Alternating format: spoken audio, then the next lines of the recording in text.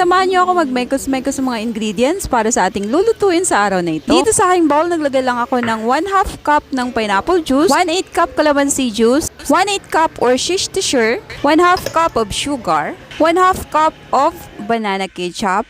Then, imimix lang natin ito lahat para mag-combine. Nag-add din ako dito 1 teaspoon of sugar, konting betchin, 2 pirasong sili, at 1/2 cup of soy sauce. Kailangan mo rin dito ng bawang, gagayatin ng maliliit. Pero garlic powder ang nailagay ko dahil wala akong bawang. Once na mix na mga ingredients, inilagay ko na nga itong pork chop. Dito ko muna susubukan itong flavor ng barbecue sauce natin.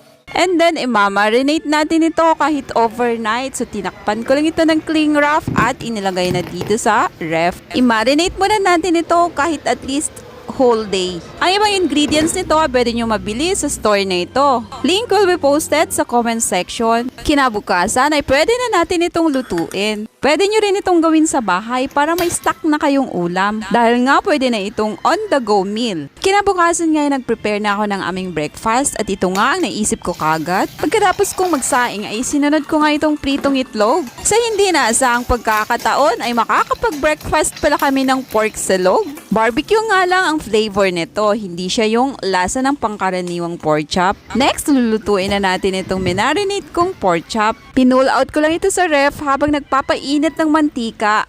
So instead na i-grill or ihawin to, ay prinito ko na rin ito. Wala kasi akong griller kaya ito na lang naisip kong gawin dito. Part na rin ito ng pag-e-experiment ko para malaman ko kung alin dito ang mas matimbang, ang ipiprito ba or ang iihaw. Para kasing mas mabilis magprito kaysa sa mag-ihaw, di ba?